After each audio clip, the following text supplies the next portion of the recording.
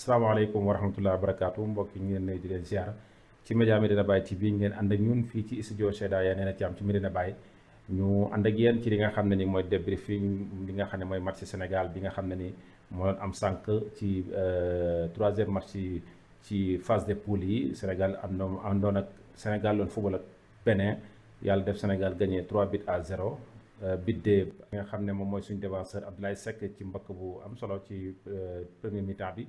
Deuxième mi-temps bi ki nga xam ne mooy Abibou Diallo moom itamit dugal ci passe boo xam ne Sadio Mané moo ko def ñetteelu bi tamit ki nga xam ne moom mooy caatu équipe bi ñu tuddee ko ñu koy dippee Ibrahima Mbaye nekk joueur Paris Saint-Germain mooy mu def benn attaque offensive bu am solo daal di ci jëlee li nga xam ne mooy penalty Chérif Ndiaye dugal ko ci dernier minute Sénégal gagné 3-0 ci jamono jooju ki nga xam ne mooy RDC di Congo démocratique moom it gagné na ñi nga xam ne ñoom ñooy Botswana 3-0 mais ci global Sénégal mooy ki nga xam ne raw na ko parce que Sénégal dugal na juróom-ñaari bi encaissé benn bi fa tabarakallah ci noonu rek dañuy ànd ak ki nga xam ne mooy président ANPS association nationale des presse sportive nga xam ne moo jiite bu Kaolack bi di Abdoulaye Diagne moom la ñu àndal incha allah rabbi Abdoulaye ñu ngi lay nuyu di la ziar.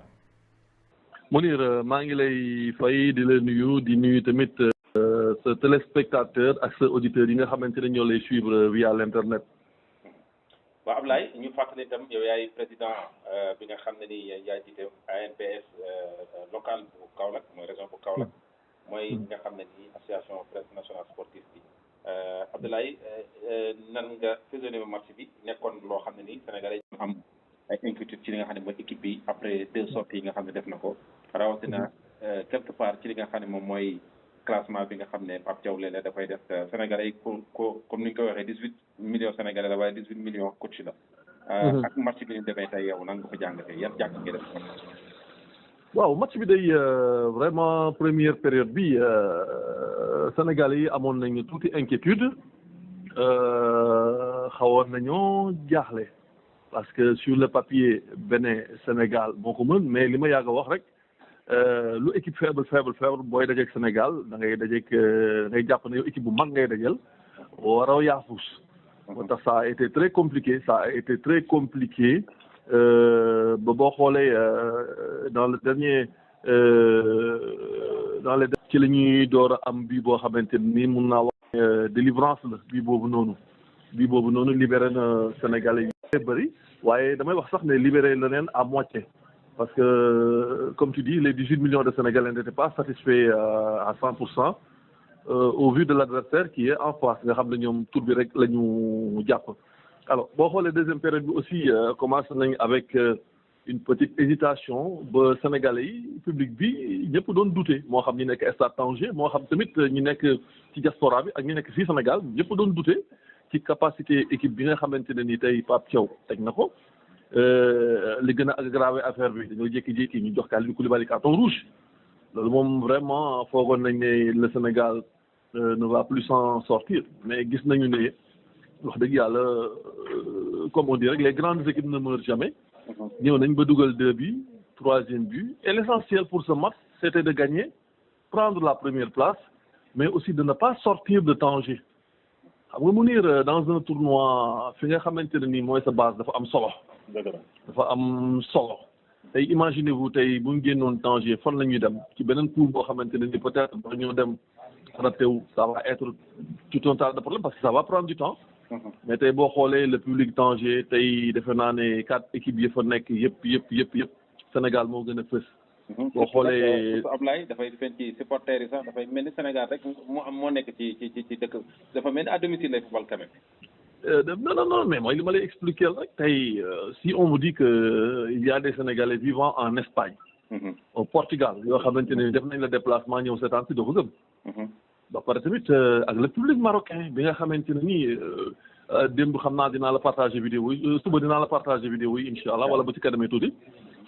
amoon ci fédération bi ñu bëree bëri ñoo xamante ni demoon nañu Fès may saluer au passage Abdoul Aziz Seck moom mooy le président de la Ligue de football de Kaffrine nga xam ne dañoo jékki-jékki rek mu envoyé ma rawdu Cheikh bi waaw vidéo daf ma appel vidéo dama Ablaye foo nekk ma ne ko maa ngi nii su ma nekk nii mu ne ma xoolal rek mu xam nga foofu moom doo fa dugg mais porox ndoll bu kii rek la dugal appareil bi filmé ko.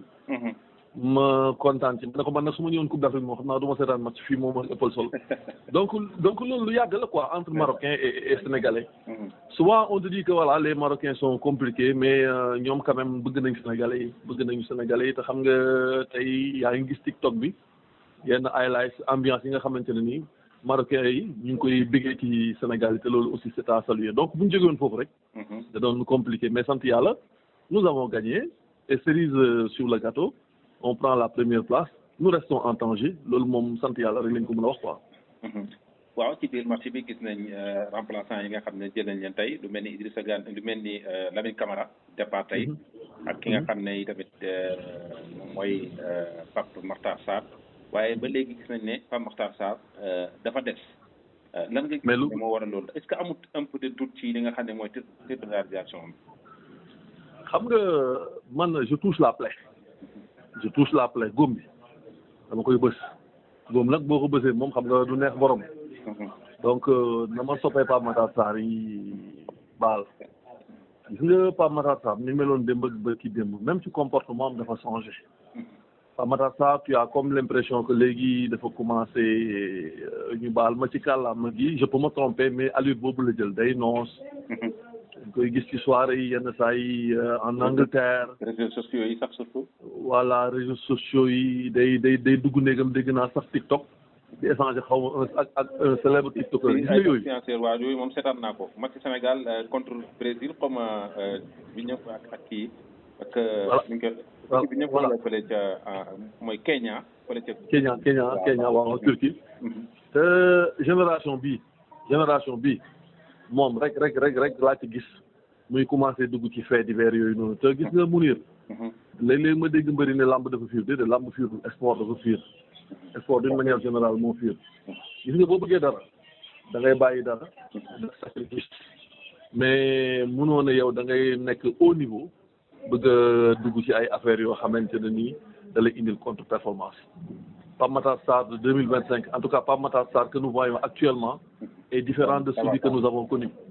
waaw il est différent de celui que nous avons connu même boo xoolee Tottenham dafa des lu bëre. donc ay entourage am ces années qui sont en équipe nationale nañu wax ak moom s'il veut faire carrière Pape Makhtar Sarr tey des na ko ay kan yu bëri il est jeune booy la il est très jeune. dafa teel a dugg ci mag ñi rek. très bien donc man vraiment c'est étonnant contre performance bi tey du ma la nëbbu canal laa doon seetaanee match bi bi ñu wanee le classement ba ma gis Sarr man Ismaïla Sarr sax laa foogoon parce que man je n'aurais jamais cru que ne à ce stade de la compétition Pape Makhtar Sarr dinañ ko aligné parce qu'il n'est pas il est au-dessous de ça mais bon voilà léegi nag dugal nañ ko gis nañ sa performance c'est au coach et son staff de prendre maintenant leur décision bu fekkente ne dañ koy bàyyi mu jouer xayrun bu fekkente ne dañ koy bàyyi aussi mu toog c'est à eux de juger mais man de personnellement su ma doon aligné du ma ko aligné parce que Pape Makhtar Sarr vraiment il est en dessous de ça. des na lu bëri daal léegi. des na lu bëri. suñu xoolee yi tamit ki nga xam ne moom mooy Habib Diarra moom gis nañ ne def na entrée bu baax en deuxième mi-temps. place Lamine Camara waaye gis nañ Lamine Camara yi tamit blessure bi amoo yaakaar ne du lu garaaw. bon tey jël na ay coups yu bëree bëri. xam nga jël na ay coups mais parfois tamit joueurs yi dañuy aggraver situation. ok mun nañ la laal mais il faut nga daanu violemment xam nga loolu yëpp pour influencer arbitre bi mu brandir carton. ok donc gaañ nañ ko man gis naa ay angles yoo xamante ni c'est vrai il a été touché mais moom moo aggravé affaire am parce que ces chutes là daanu yi muy daanu quand même c'était un peu violent loolu yi tamit baaxu ci moom. mais nag ils ont quelques jours de récupération j'espère que entraîneur bi Pape Thiaw dina ko jéem a ménager mais je pense que aussi kinésithérapeute yi nekk ci équipe bi ak médecins yeeg yooyu orthopédistes yeeg yooyu dinañ ko xoolaat su ko defee le prochain match mu mën a nekk à 100% mu mën a nekk en forme mais foofu aussi le coach a bien fait de le faire sortir parce que tamit moom boo xoolee gabarim comparé au gabarit des Béninois dafa des lu bëri dafa des lu bëri ba tax na tey impact physique bi li ci métti ci li ci bëree bëri moom moo yëg li métti voilà. kenn koo xam ne ñu ngi ko doon xaar ci kàddu Iliman Ndiaye vraiment Iliman Ndiaye mi ngi ba léegi nii des na donte la léeg-léeg ñu gis mu def ay spectacle yu grave mais Iliman Ndiaye ba léegi moom it est-ce que yaa comme li ma jàpp ndax loolu mooy loolu nga jàpp xam luy réalité mais suñu xanaa dañuy waxee est-ce que am un peu de doute moom it ci boppam. war na nañ ne classement ni ñu ko doon classé fi ko doon nekk ci dernier attaquant yeeg yooyu arrangé wu koon tey itam gis nañ ko fi ñu ko yóbbu donte la def na ay quelques actions mais des na daal Iliman Ndiaye est-ce que nekk ci moom it noo gisee kaa. Mounir je vais te dire deux choses ni ma baloo ak fans Pape Matar Sarr yi noonu lay baloo ak ñaari fans maanaam fans Iliman Ndiaye ak fans Jackson waaw Nicolas Jackson. gis nga man ma plus grande déception dans cette équipe dirigée par Pape Thiaw mooy Iliman Ndiaye mooy Nicolas Jackson. Mounir ma wax la benn langage bu xaw a théâtre yi booy di wax man gis nga lii Nicolas Jackson lii Iliman Ndiaye man gondiwuñ ma quoi comme on dit defe naa noonu la ko booy waxee man gondiwuñ ma. lu tax mais Iliman Ndiaye li muy def man maa ko dàq balle au pied mais boo éliminer da ngay am un objectif bien précis. gis benn Mounir Niang bu libre wala gis benn El Hadj Kane bu libre wala Thiès Faye nga jox ko bal bi. mais tu ne peux pas exceller dans ce domaine-là. dribble balle au pied ñëpp dafay football spectacle daal. mais bon enfin je n'ose pas dire que ne spectacle lay def mais sa manière de dribbler geste technique yi muy def geste spectaculaire yi muy def ba yow mi nga xamante ni da ngay seetaan da ngay kontaan mais da ngay jékki daal di mer. parce que après da nga naan waa mais kii éliminé na une personne deux personnes il a fait le plus difficile. waaw def na ko plusieurs fois moom. mais Mounir boo defee le plus difficile kay xanaa le facile la finalité doit être facile. waaw freestyler la nag nga fàttali ne freestyler la de. waaw non mais dara gis nga Mounir. Iliman Ndiaye li muy def nii ba ma ci toll maa ko dàqoon bala au pied man gauche la maa ko dàqoon. mais man su ma attiré waan deux personnes autour de moi wala trois personnes autour de moi. damay xam ne bàyyi naa tey benn vide boo xamante ne les sept mënuñ ko combler su ko defee man lu mu dee dinaa am des partenaires libres nga jox leen bal ñu xool lu ñu def. vraiment ba pare aussi ma ne dama gis benn laxin ci moom marquage bi muy def sur l'adversaire dafay mel ni da koy jéem a gaañ. moom bu perte bal dafay.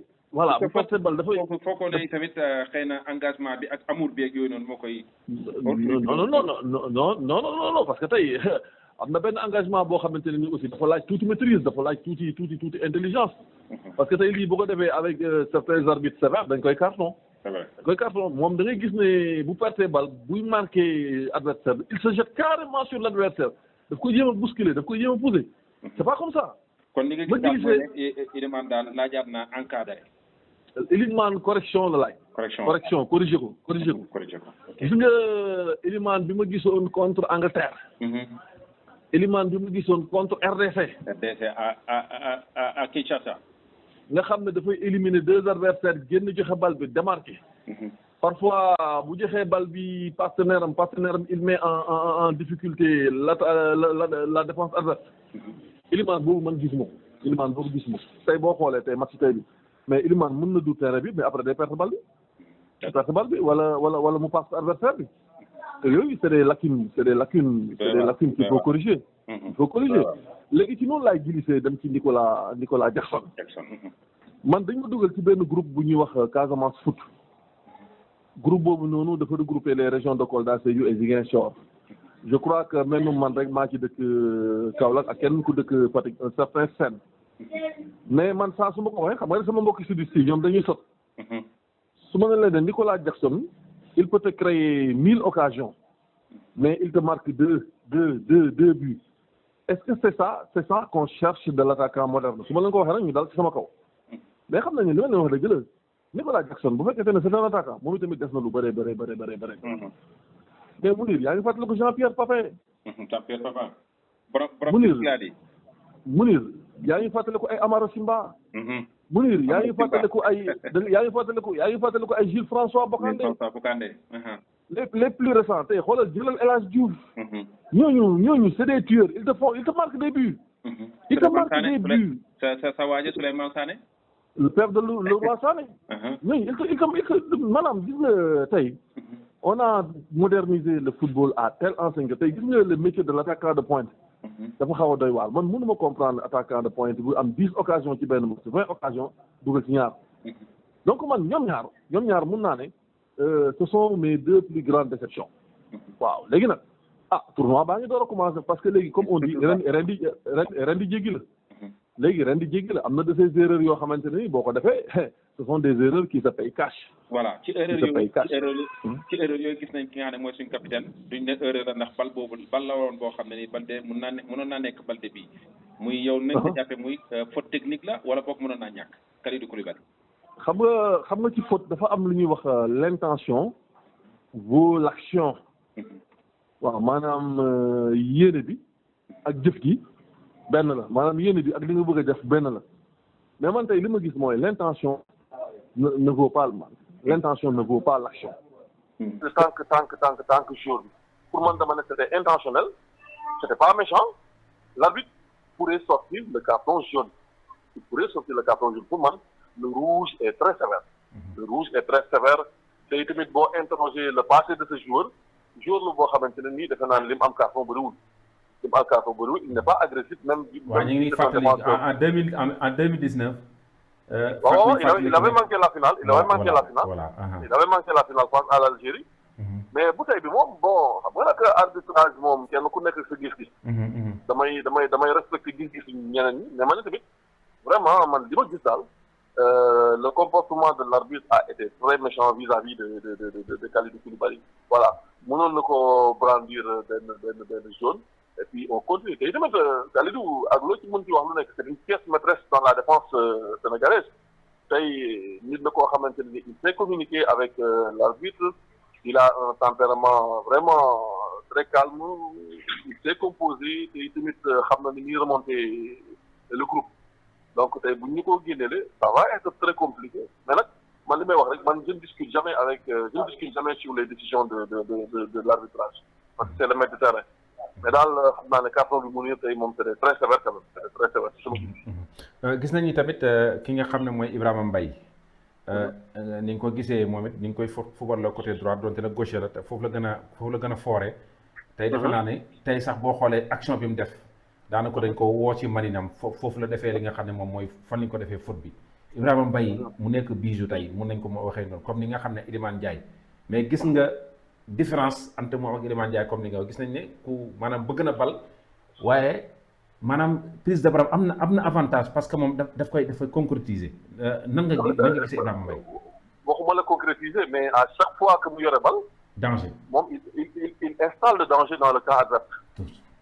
moom à chaque fois mu yore le ballon il installe le danger dans le camp adverse. xam nga dafa am loo ñu ko tey bi ñu ko indi ci minimum boobu la indi satisfaction. Maintenant, des fois, c'est la question que je me pose et que je pose à tout le monde, ku ci mel ni yow.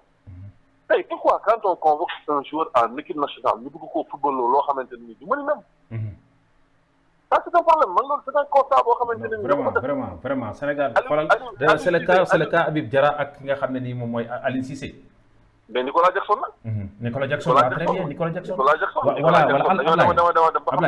Ablaye tegal foofu sa loxo Ablaye tamit xam nga foofu tamit léeg-léeg Nicolas Jackson ci benn côté mën nga ko blâmer mais léeg-léeg tamit da ngay gis ne entraîneur tam dañ koy tooñ.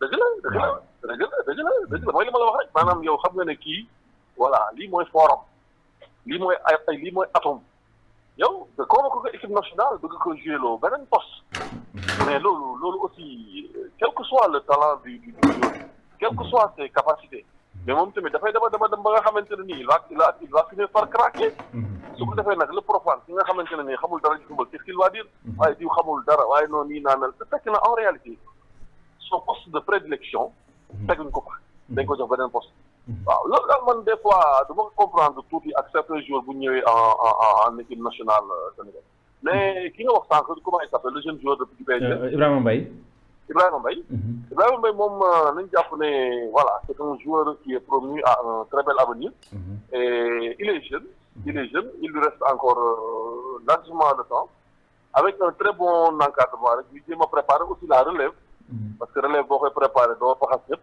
mais defe naa ne tey coach bi bu defee un bon maillage entre les anciens et les jeunes comme Ibrahima Mbaye wax dëgg yàlla Ibrahima gëm naa ne équipe nationale année yii di ñëw ku ñuy coow lay doon.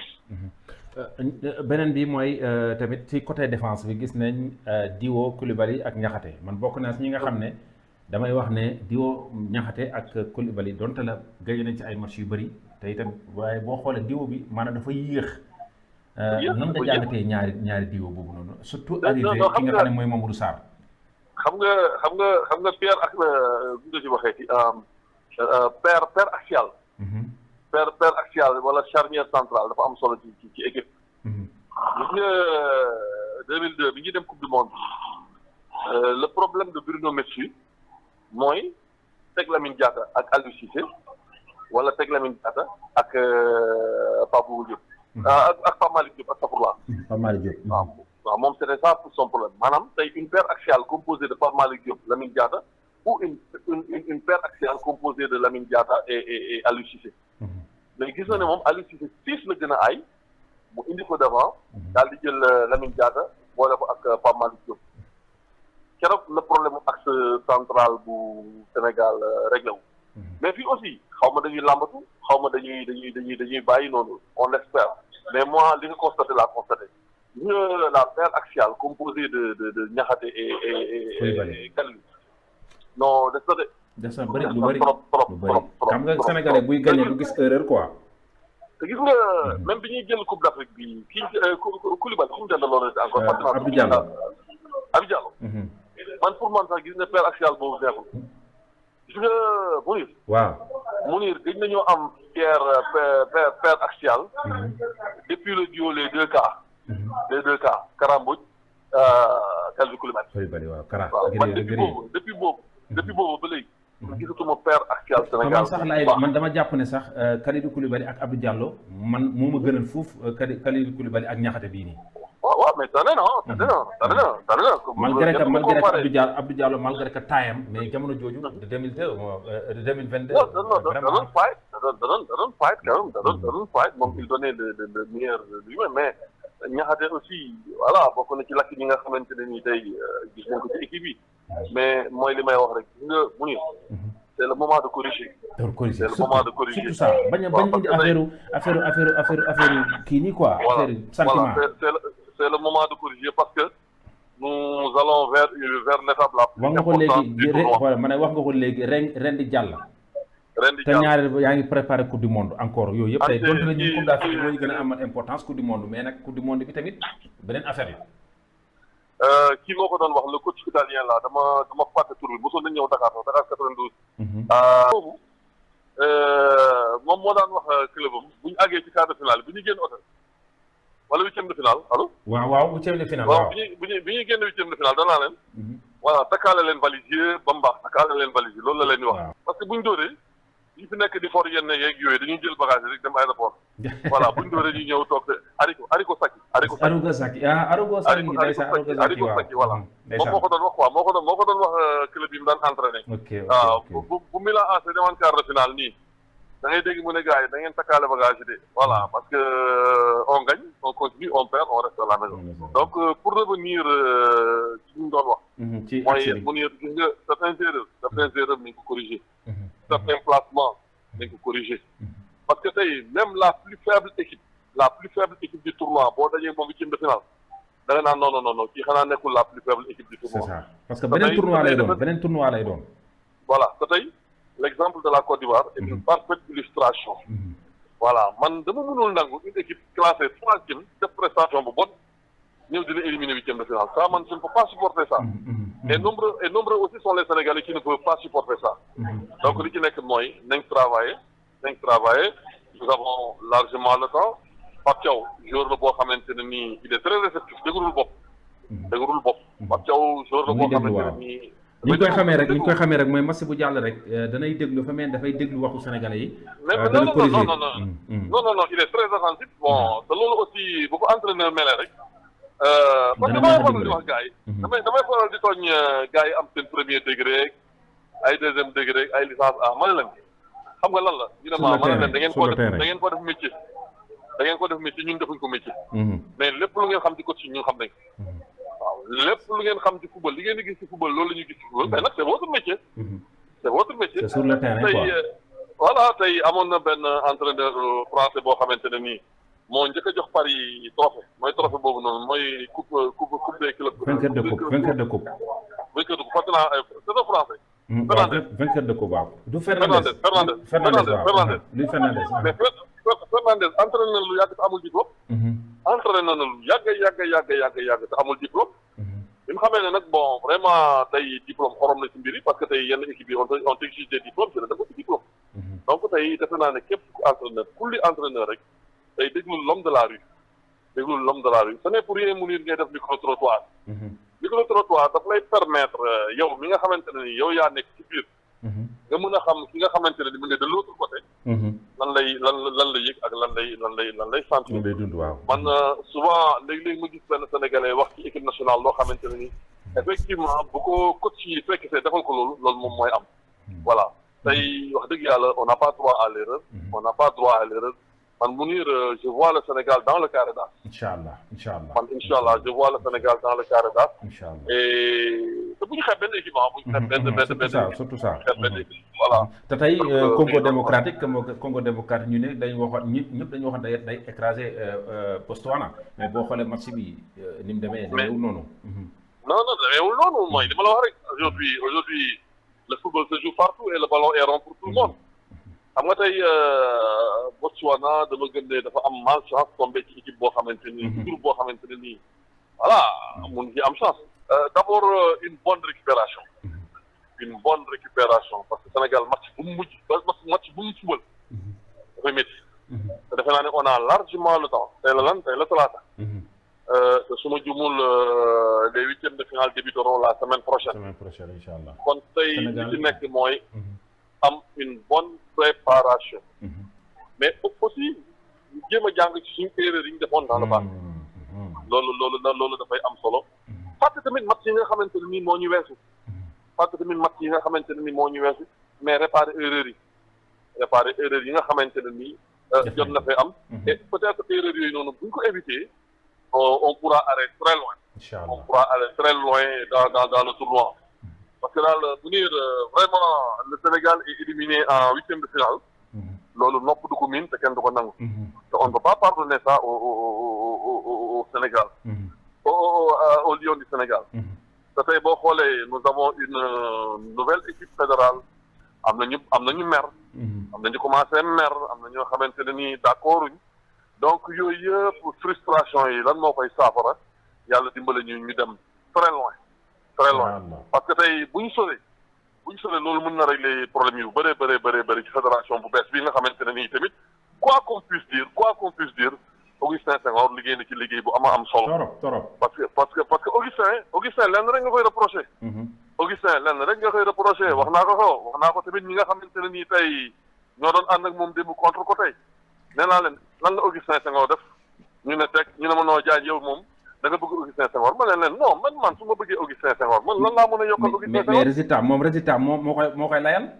non ma ne leen man lan laa mën a yokkal Augustin Senghor man Augustin bu ñuy wote man aw ma club du ma wote bokkuma ligue du ma wote mais Augustin xam nga lan ngeen koy reproché yàgg na fi te yàgg na fi waaye def na fi dara liggéeyul indiwul résultat tey boo xoolee ñaari centre technique yi am Sénégal Guéréo ak Toubab Dialaw mais tey les petites catégories n'ont plus besoin d'aller dans les hôtels et autres seen préparation yëpp foofu lañu ko defee voilà donc tey flambeau wala témoin autant pour moi bi leen Augustin Senghor jox dañ ko war a téye bu baax a baax mbir nag li gën a bon mooy nga mujjee puso bi mu réer donc tey les Sénégalais leur suivent les Sénégalais leur regardent te tey Sénégalais yi pare nañ pour sacrifier équipe nationale mu niir li ma gis atum ren mosuma koo gis ci Coupe d'Afrique lu xale tuuti yaa ngi sol maillot ndeysaan lu xale tuuti tey les Sénégalais ressemblent aux Brésiliens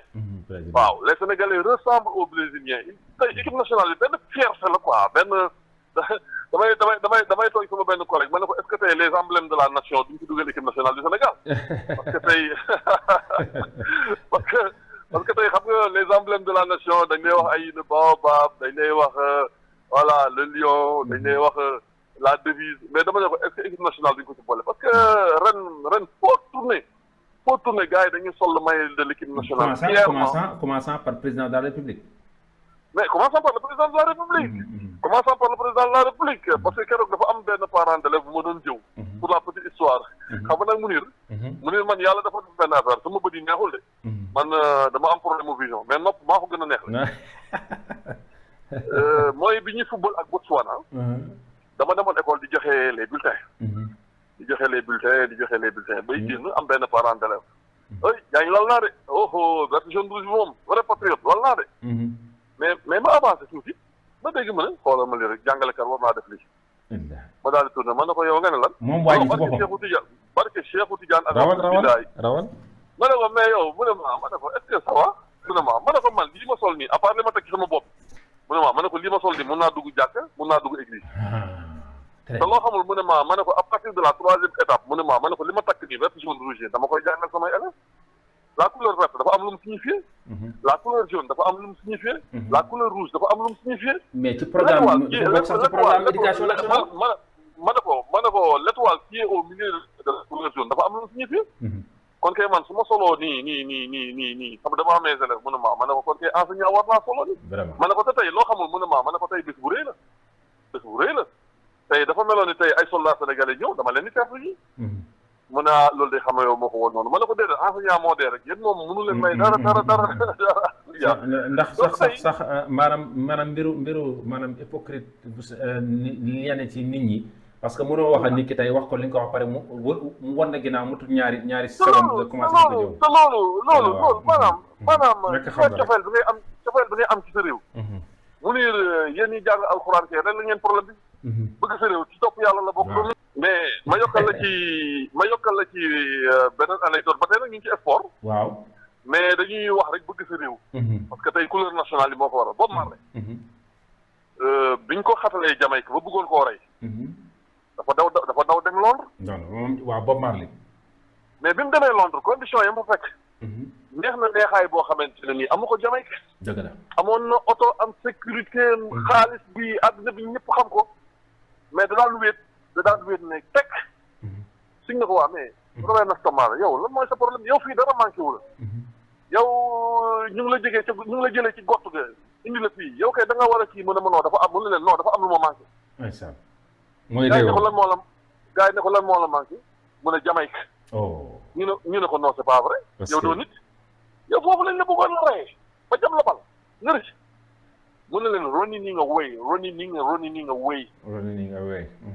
waaw mooy morceau boobu mu naan running away xam nga loolu mu teg maanaam yaa ngi daw di daw mais mënoo daw sa bopp mu ne loo daw góodu naw maanaam daw góodu naw mënoo daw sa réew président Macky Sall dawul de mi ngi mar a gi toog mais boo ko waxee mu ne la ceebu jën moom ma manqué te pourtant ñu koy toogal ceebu jën foofu nee na mën na ceebu jën waaw waaye bu Sénégal bu suufu Sénégal moo ko manqué non même bu Sénégal bi loolu dafa am lu mu tekki mais mu niir dëkk da nga koy bëgg sa dëkk da nga koy bëgg donc tey fierté boobu noonu ñu am tey ci Sénégal yi man dama bëgg tey les grands reporters les communicateurs traditionnels surtout ñu def seen kéemtalaay kàttan xamal ko les lions xamal ko ne actuellement ambiance bi nekk Sénégal vraiment ñaan lu ñu ñel ko yàlla mais buñu teelee toog rek du baax te tey seen prestation te tey xoolal ñetti journée yi ñu am Botswana RDC tey Bénin Coupe d'Afrique des Nations yaa ngi seetaan match yu neex mais daanaka déggatoo Sonko ak Diomaye waaw déggatoo Sonko ak Diomaye waaw déggatoo OFNAC déggatoo wala ñenn ci télévision yi ñoo koy def yoo xam ne ni tey xam nañ seen pété waaw non xam nañ seen pété quoi mais bu dee da ngay wax pour réew mi rek jamono ji moom li nga wax noonu te sax li gën a garaaw mooy site internet yeeg télévision yi nga xam ne ñëpp seen émission yi ñu ngi koy defee Maroc tey daanaka ñoom bu ñuy def politique boo xoolee sport moo ci ëpp solo ndax muy couleur nationale non moo tax man daal vraiment dama ne la stabilité de ce pays na continuer ba ci kanam ci naka équipe nationale sori Youssou Ndour réglé na problème bi nee na football dafa bëri doole mais laay Ablaye 2022 gis nga ne Sénégal météo woon ci wàllu politique jàppal Sonko jàppal Macky Sall mais lan moo ñu mën jàmm ji mooy sport Coupe d'Afrique bi ñu jëloon Coupe d'Afrique bi mu ñëwee boobu dafa réglé problème yu bëri li des ci année bi yëpp année bi yëngatuwul dëgg la li des ci 2022 bi année bi yëngatuwul parce que coupe bi mu ñëwee bañ toog ba toog le président Macky Sall dafa débloqué une importante somme jox ko Matar Ba. ne ko na coupe bi def les 14 régions du Sénégal. donc tey football dafa bokk ci li nga xamante ne nii dafay indi stabilité. ci réew. sport dafay indi stabilité ci réew. Nelson Mandela bi mu faloo bëgg a dajale sud-africain yi ci rugby la ko jaar. waaw. Afrique du Sud organisé la coupe du monde de rugby en 96 waaw. 96 coupe d'Afrique la. waaw 96 coupe d'Afrique la waaw. coupe d'Afrique la boobu Roger Le Maire. boobu kii Henri Casperla moo yore woon Tunisie. ci la Tunisiens yi wax ne ci la Tunisiens yi wax ne ñoom Bafana yi dóorul leen mais Nelson Mandela moo leen dóor. biñ leen laajee lan moo ko waral mën na ñoom dañ doon gis Nelson Mandela ci télé ak ci journal mais mosuñ woon rêvé ne dinañ jàkkaarloo nit ki. mu ne defaatal recherche nga xool Afrique du Sud Tunisie final boobu bi mu jeexee. Tunisien kenn ku nekk da nga for benn bal. da nga dem ci ramasseur ñu may la benn bal nga ñëw Nelson Mandela signé la ko ndeysaan. jamono ñoom docteur Komolo ñoom Mark Fish. waaw Mark Fish ñoom Arendse. André Arendse ay kii seen entraîneur bi jomo xaw ma nan mais. football non c'est une génération dorée. jërëjëf Ablaye Diagne dañu àndaloon ci téléphone bi mu fii ci Kaolack waaw Abdoulaye duñ def balaa ñaa looy bàyyi yaa ngi woon ci fan zone bu Kaolack fële ci cœur de ville bu Kaolack. anal mu mel ne yow fan match yi foog nga koy seetaane de. non man match yi 2 matchs yëpp fay laa ko seetaane chez mon jeune frère Ibou Keita. mais démb le secrétaire général de la mairie de Kaolack mon jeune frère May Ngom. moo ma envoyé woon daal benn message ne ma daal naa ko ñëw daal gunge si ci fan zone boobu noonu. xam nga doomu aadama tamit ku la yëg rek moo la sonal. ci laa envoyé message Ibou Keita ma ne ko nag tey moom doo ma gis parce que on m'a invité à un fan zone. te ci ma invité dafa am cofeel ci man bàyyil ma dem foofu donc noonu la fa demee mais li ma la mën a wax daal mooy. y avait du monde. ci benn restaurant lañ ko defee. nit ñi fees nañu dell. li ci gën a neex mooy da ngay seetaan di commentaire. voilà tout ça. voilà da ngay seetaan di commentaire ak yenn soxna yi nga xamante ne ñoom ñoo ci seetaan man ñoo ma doon daj xam nga jigéen nag naturellement dafa émotive da ngay jékki-jékki rek dégg benn jigéen bu yuuxu boo xamante ne defoon na kii dina tomber en syncope. te vraiment occasion la aussi. may ñaaxaat les autorités locales. gis nga Mounir xam nga man lan mooy suma rêve. man tey gis nga bu ma yàlla mayoon daraja ministre wala daraja DG gis nga rond point bi nekk ci alimentation bi nii Medina Baye waaye du doon écran géant boo xamante ne nit ñi dañ fiy ñëw aligné de mais oto bu ñëw dina mën a yundu taxi bu Jakarta bu ñëw dina mën a yundu xool ñaata charretier bu ñëw dina mën a yundu xool ñaata loolu maanaam dama fay bàyyi benn écran boo xamante ne nii saa su Sénégal di football dañ koy taal yaa ngi dégg Mounir da ngay dem tey ba Coof ak Daaru Rahmati les quartiers populaires nga installé fa ay fan zone mais loolu du dara ci mairie bu mel ni Kaolack moo tax ma ne leen mairie Kaolack il faut ñu découper ko def ko ay Kaolack il faut ñu découper ko waaw commune Medina Baye gi demee noonu mooy rek la problème tey gis nga boo demee place Ibou Keita yow sa premier réflexe da nga naan waa ci def lii ministre la wala député la wala te dafay fay benn góorgóorlu maan waaw mais dafa fay xam nga tey fan zone ku koy defar da ngay fay tey écran boobu noonu yam na ni benn mur kër suñu benn mur kër écran bu ganna moom la teg te dara tax ko jóg politiqueul amul ndomba tànk espéré wul ñu décorer ko dara mais daf ko def pour waa Kaolack waa léegi nag benn doomu Kaolack buy def loolu assurément une mairie comme Kaolack vraiment gars yi nañu xam ne Kaolack nekkul village Kaolack c'est une grande ville waaye Mounir gis nga Kaolack bu fekkoon ne suñu autorité yi la kese du dem fenn nee naa Kaolack kenn du fi ñëw moo tax nee naa leen laay kuy julli